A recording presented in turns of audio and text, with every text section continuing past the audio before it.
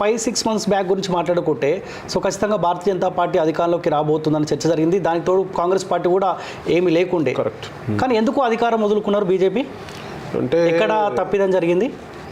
మేజర్గా కవితని అరెస్ట్ చేయలేదు అనేది ఒక అభియోగము. కాకపోతే అది అంత ఈజీ కాదు. ఎందుకంటే ఇప్పుడు ఈడీలో జరిగే దర్యాప్తు సంస్థల ఫార్మాలిటీస్ వాళ్ళ సిస్టమ్ వేరే ఉంటుంది. సో ఖచ్చితమైన ఆధారాలు దొరికితే కానీ వాళ్ళు అరెస్ట్ చేయరు.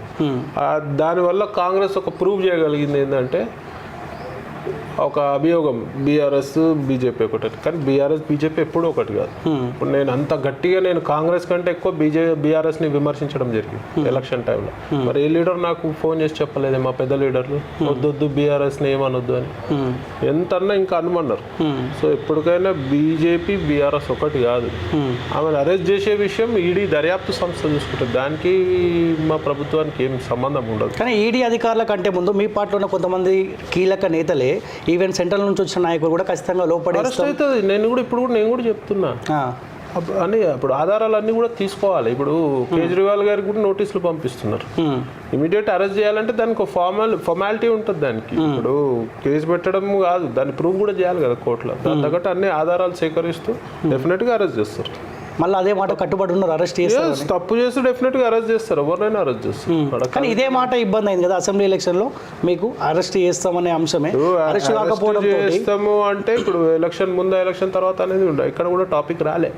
డెఫినెట్గా ఆమె తప్పు చేసింది, దానికి డెఫినెట్గా అరెస్ట్ అవుతుంది. కానీ లిక్కర్ స్కామ్లో ఎవరైతే ఆరోపణలు ఎదుర్కొన్నారో వాళ్ళందరినీ తీసుకొని పోయి 1-2 సార్లు పిలిచి తీసుకొని పోయి లోపడేసినారు. కానీ కవిత దగ్గర ఆగిపోవడంతో ఇక్కడ ఇబ్బంది అది చెప్తున్నా కదా. ఈడీ అనేది దర్యాప్తు సంస్థ, దేశంలోనే అత్యున్నతమైన దర్యాప్తు సంస్థ. ఆ సంస్థ దాని ప్రోటోకాల్ ప్రకారం పోతుంది. ఇవాళ నా మీద కూడా ఈడీ దాడులు జరిగినాయి కదా, తక్కువ మంది వచ్చి అరెస్ట్ చేసి అట్లా ఉండదు, అది సిస్టమ్ అట్లా ఉండదు. దానికి ఫార్మాలిటీస్ ఉంటాయి, దాని తగ్గట్టు ఆధారాలన్నీ గ్యాదర్ చేసుకొని చేస్తారు. ఇవన్నీ టైం టేకింగ్ ప్రాసెస్. ఇవాళ ఓవర్ నైట్లో ఇప్పుడు ఏదో ఎఫ్ఐఆర్ అయింది, పోలీస్ స్టేషన్లో ఎఫ్ఐఆర్ అయింది, తీసుకుపోయి లోపల ఇష్యూడు అట్లా ఉండదు. అది దర్యాప్తు సంస్థలు ఇంకా చాలా ఉంటాయి, దర్యాప్తు లింక్డ్ ఉంటాయి. ఒకరి నుంచి ఒకరికి ఆధారాలు సేకరించట్లో చాలా టైం పడుతుంది. కానీ అసెంబ్లీ ఎలక్షన్ల కంటే ముందు ఏమైనా ఈడీ అధికారులు పిలిచిరు, ఎంక్వైరీ చేసిరు, వదిలిపెట్టేసారు. సో మొన్న కూడా మళ్ళీ నోటీసులు ఎంక్వైరీకి మేము పిలుస్తా ఉన్నాం రావాలని చెప్పి ఏమో పోనట్టున్నది.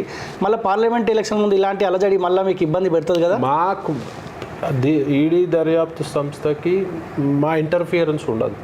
సో వాళ్ళ ప్రకారం, వాళ్ళ ప్రోటోకాల్ ప్రకారం వాళ్ళు పోతారు. కానీ ప్రజలు ఆ తరహాలో ఆలోచించాలి అని చెప్తున్నా.